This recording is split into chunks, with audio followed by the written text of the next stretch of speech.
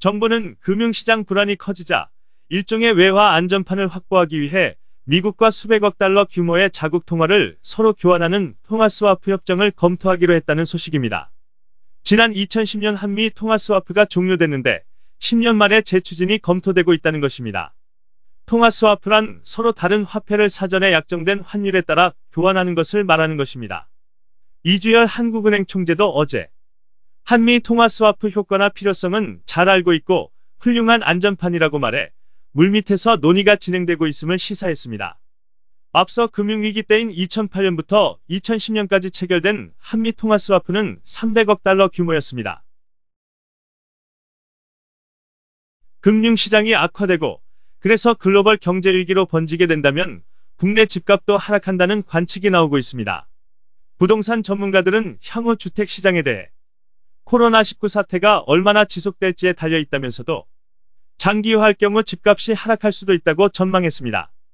금융시장이 크게 흔들리면서 부동산 시장도 지난 2008년 금융위기 때의 흐름을 재현되는 것 아니냐는 말이 나오고 있는 것인데 속칭 10년 위기설이 나돌고 있는 이유입니다.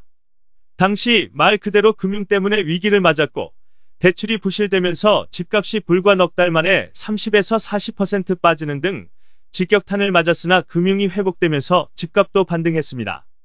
이번 경우는 코로나19가 원인인데 집값에 영향을 얼마나 미칠 것인지는 이번 사태가 얼마나 크고 오래 갈 것이냐에 따라 상황이 달라질 것이란 게 대체적인 시각입니다.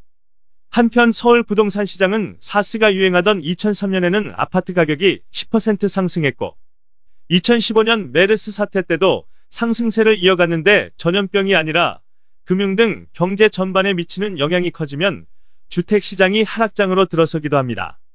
결국 이번 사태가 장기간 지속되면서 경제 전반에 큰 부담으로 작용하면 집값은 물론 부동산 전반에 걸친 침체는 피할 수 없는 수순이란 게 중론인데 다만 2008년과 같은 집값이 급락하는 일은 되풀이되지 않을 것이란 게 전문가들의 대체적인 시각입니다. 이번 사태가 금융이나 실물 경제에서 비롯된 게 아니고 불안 요소가 있긴 하지만 재정 확대 등 이에 대한 대책이 나오고 있기 때문에 부동산 시장이 급락할 정도의 충격은 받지 않을 것이란 예측입니다. 다만 상가 임대차 시장이나 사업 시기 지연 가능성이 큰 재개발, 재건축 구역, 최근 풍선 효과로 가격이 뛴 수도권 남부 지역 등은 가격 조정이 발생할 가능성이 있다는 게 대체적인 전망입니다.